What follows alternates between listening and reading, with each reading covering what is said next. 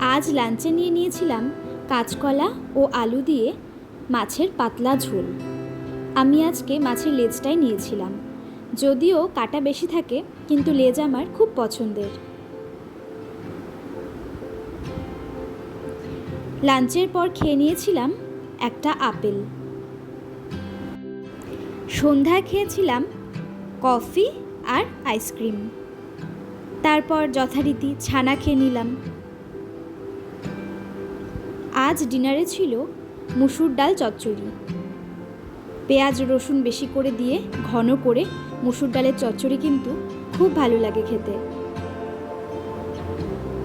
তারপর ছিল কাতল মাছ, সেটা ফুলকপি আলু দিয়ে বেশ রসা করেই মা রান্না করেছিল। মাছের এই মেটে অংশটা খেতে কিন্তু খুব ভালো লাগে।